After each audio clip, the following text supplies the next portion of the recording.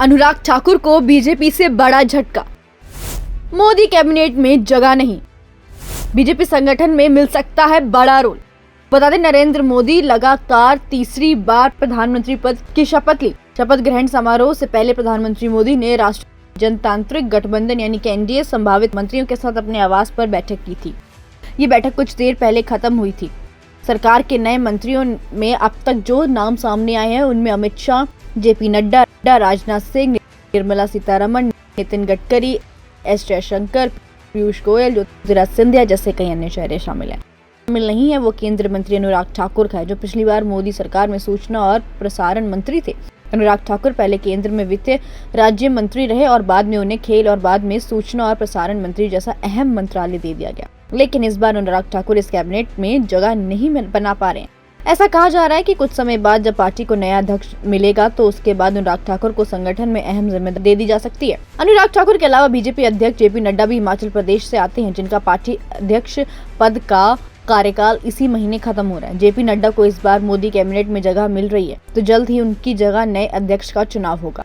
इस बात की पूरी संभावना है कि नए अध्यक्ष का चुनाव होते ही अनुराग ठाकुर को एक बार फिर संगठन में अहम दायित्व मिल सकता है। 2014 से लेकर 2019 तक जब जेपी नड्डा केंद्रीय मंत्री थे तो उस दौरान अनुराग ठाकुर संगठन में रहे और अहम जिम्मेदारियों का निर्वहन किया। उसके बाद जैसे ही नड्डा बीजेपी अध्यक्ष तो उन्होंने मंत्री पद छोड़ा और फिर अनुराग ठाकुर को केंद्र में अहम जिम्मेदारी मिल गई। आपको बताते चले कि हाल ही में संपन्न हुए लोकसभा चुनाव में अनुराग ठाकुर हिमाचल प्रदेश की हमीरपुर सीट से एक बार फिर बड़े अंतर से चुनाव जीत हासिल कर सांसद पहुंचे।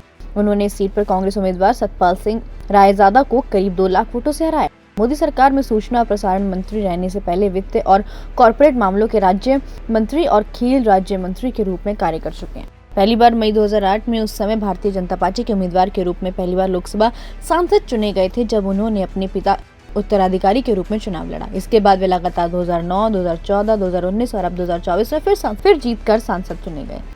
अनुराग ठाकुर जनवरी 2019 में सांसद रत्न पुरस्कार से सम्मानित किए जाने वाले भारतीय जनता पार्टी के पहले सांसद बने थे। उन्हें संगठन में काम करने के लिए भी अनुभव है। 2010 में ठाकुर को भारतीय जनता युवा मोर्चा का राष्ट्रीय अध्यक्ष नियुक्त किया गया और 2016 तक वह इस पद पर निर्वाचित रहे थे। इतना ही नहीं, बीसीसीआई के अध्यक्ष रह चुके अनुराग ठाकुर ने हिमाचल प्रदेश का प्रतिनिधित्व करते हुए प्रथम श्रेणी क्रिकेट में एक मैच खेला और 2000-2001 सीजन में जम्मू और कश्मीर के खिलाफ एक मैच में कप्तान के रूप में टीम का नेतृत्व किया। वे मई 2015 से फरवरी 2017 तक भारतीय क्रिकेट कंट्रोल बोर्ड यानी बीसीसीआई के अध्यक्ष थे। इतना ही नहीं, अनुराग ठाकुर जुलाई 2016 में प्रादेशिक सेना यानी टेरिटोरियल आर्मी का हिस्सा बने। बाद में उन्हें कप्तान का पद दे दिया गया। वह प्रादेशिक सेना में कमीशन अधिकारी बनने वाले भाजपा के पहले सांसद हैं। आपकी इस पूरी जानकारी को लेकर क्या कुछ रहा है, हमें कमेंट कर जरूर बताएं। ब्यूरो रिपोर्ट, दैनिक हिंट।